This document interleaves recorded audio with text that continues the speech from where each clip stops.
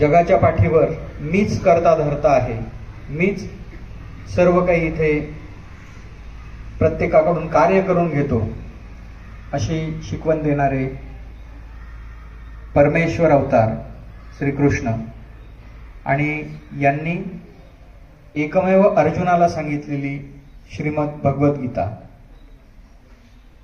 जयंतीनिमित्त संपूर्ण भारतभर विविध कार्यक्रम आयोजन केले जातात आणि आज देखील आपल्या इथे आपल्या शाळेतील जे मयूर सर आहेत, MS जाधव सर, एक थोर तत्ववेत्ता म्हणेल मी, की त्यांच्या माध्यमातून आपल्याला गीतेचा एक सार बघायला मिळेल, तो ऐकायला मिळेल. तर मी मयूर सरांना विनंती करतो की त्यांनी कृपया मंचावर यावं आणि आपल्या सर्वांना मार्गदर्शन करावं. मयूर सर, जोरदार टाळ्या झाल्या पाहिजे. भारत अभ्युत्थाय धर्मस्य तदात्मानं सुजाम्यहं परित्राणाय साधूनां विनाशाय च दुष्कृतां धर्म संस्थापनार्थाय संभवामि युगे युगे.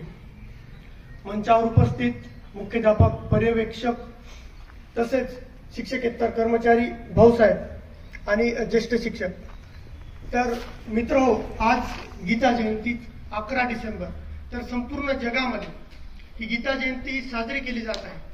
श्रीमद भगवद्गीता प्रत्येकाच्या घरात असते, बरोबर? वाचली? किती जणांनी वाचली? जगायचं कसं हे शिकवलं जातं आणि माझी देखील वाचनाची सुरुवात गीतेची याच विद्यालयातून झाली. जरी मी मराठी हायस्कूल सटाणा येथे शिकायला होतो, परंतु लोणारकर बाबा हे दरवर्षी गीता प्रबोधन, गीता जयंतीच्या निमित्ताने गीतावर परीक्षा घेत असतात, बरोबर ना सर? याच ठिकाणी याच वर्गात मी ती परीक्षा दिली होती आणि तेव्हापासून मला गीता वाचनाची आवड लागली आणि गीतेतून अनेक अशा गोष्टी आपल्याला शिकायला मिळत असतात. आता बघा, प्रत्येकाच्या देवाऱ्यामध्ये तुम्ही गीता ठेवतात का नाही? आता असाच एक छोटासा एक वाचनात आलं होतं की एक व्यापारी होता आणि त्या व्यापारीच्या दुकानामध्ये श्रीमद भगवद्गीता पिवळ्या असा गुंडाळून ठेवलेली होती कपड्यामध्ये. आणि जे व्यापारी होते ते रोज त्या गीतेचा पाय पडायचे आणि आपल्या बिझनेसची सुरुवात करायची, दिवसाची सुरुवात करायची.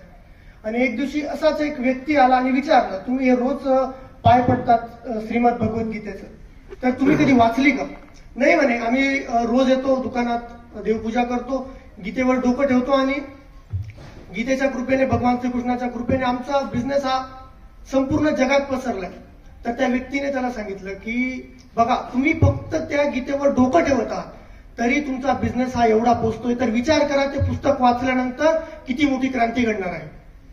तर अशीच क्रांती आपल्याला आपल्या आयुष्यामध्ये घडवायची असेल तर गीता वाचन हे आपण केलं पाहिजे. आता रोज आपण मोबाईल बघतो का नाही? बघतात ना, भरपूरच बघतात. पूर्वी बघा मोबाईल नव्हते तर आपले जुने आजोबा आजी गाठी करायचे ना, माळ जपायचे. तुम्ही काय करता? काय करतात? रील्स फिरवतात ना, ते स्क्रोल करतात रील्स, बरोबर? पण अशा स्क्रीनवर तुम्ही जे रील्स बघता त्याच्यामुळे काय तुमच्या मनावर परिणाम होतो ना. 30 सेकंदाची रील्स असते, पण 30 सेकंदात तुमचे माइंडचा जे मूड्स असतात ते स्विंग होत असतात का नाही? होतात ना. तर आपण जी गाठी करतो किंवा देवाचा जप करतो तिथून आपल्या एकाग्रतेची सवय लागते, बरोबर? बरोबर ना. तर अशाच पद्धतीने तुम्ही गीता वाचन करत राहा. बघा, जर तुम्ही गीतेला आज इग्नोर केले, तर तुम्ही भूत आहात, बरोबर? आणि जर गीतेला जवळ केले तर तुम्ही उद्याचे यूथ आहात, बरोबर?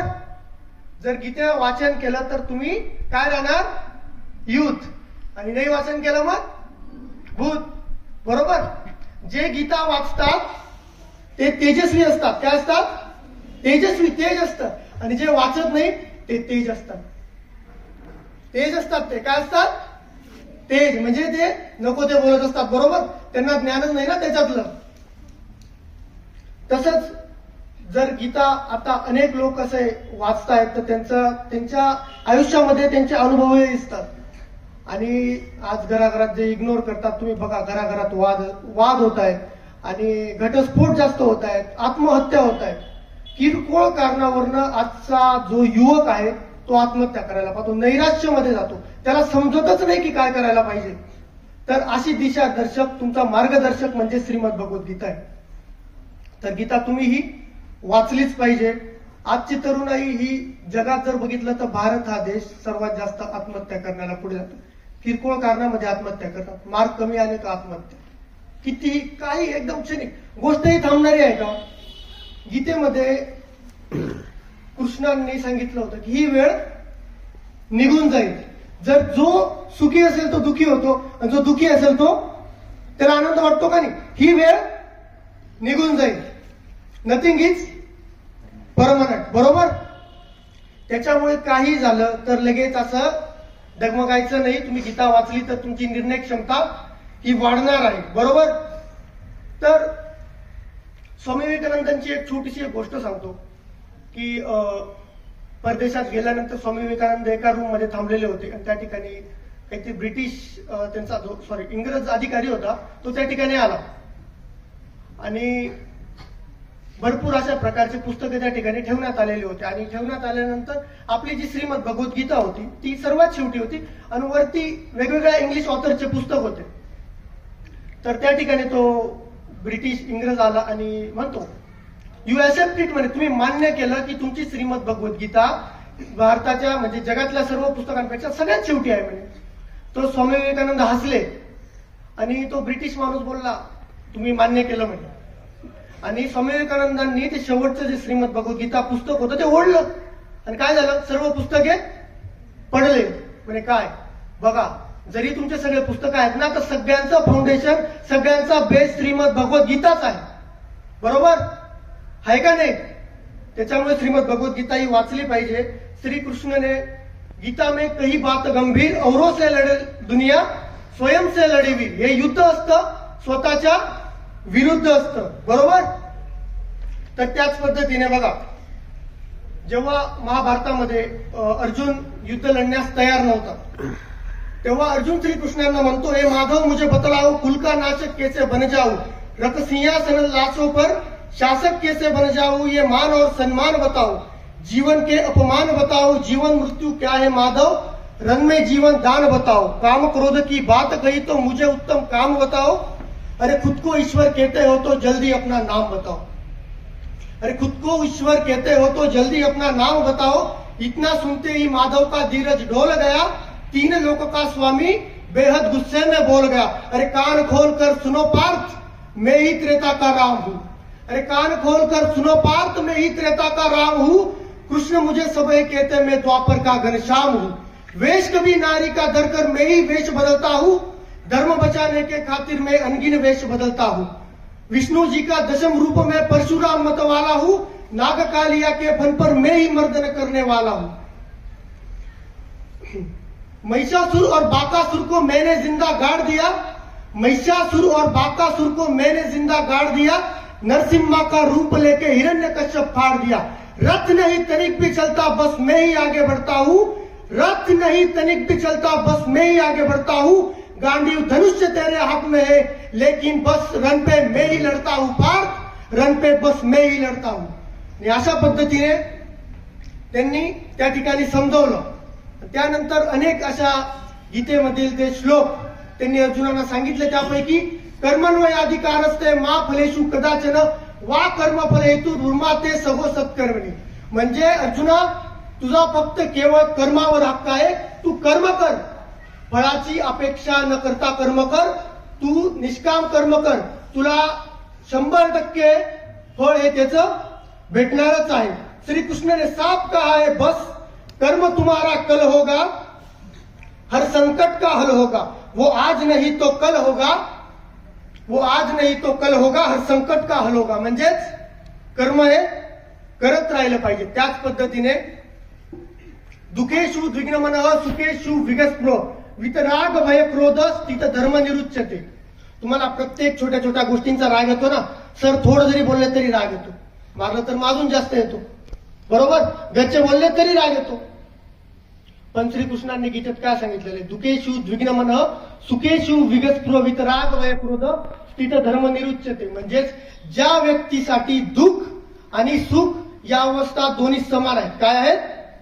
समान. जो भय, क्रोध, काम या गोष्टींपासून मुक्त आहे, ज्याची बुद्धी स्थिर आहे ना, तोच सिद्ध पुरुष आहे. काय आहे? सिद्ध पुरुष. त्याच्यामुळे कोणत्याही लहान लहान गोष्टींना दुखी होण्याची गरज नसते. बरोबर? तसाच एक श्लोक आहे, न छिद्रंती शस्त्राणी नैन दाहती पावक नैन क्लोदपाका न शोषयती मारुत.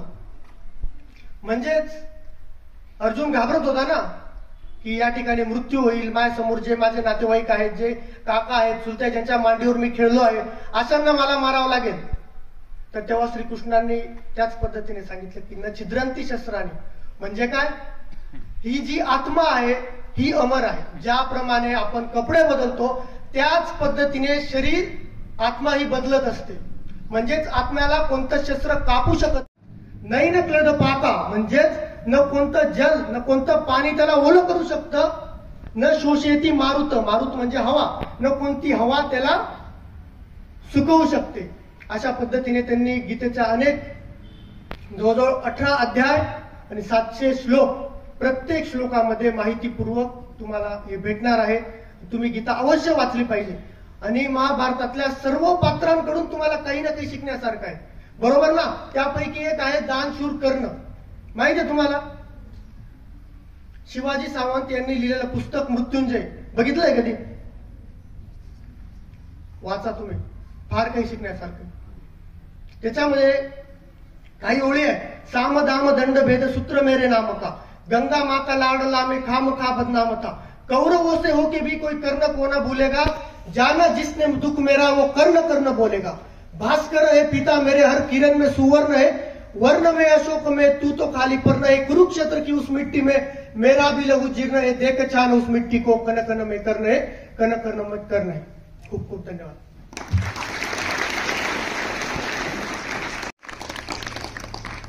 वाचनाचं जिवंत उदाहरण तुम्हाला बघायला मिळालं. जर तुम्ही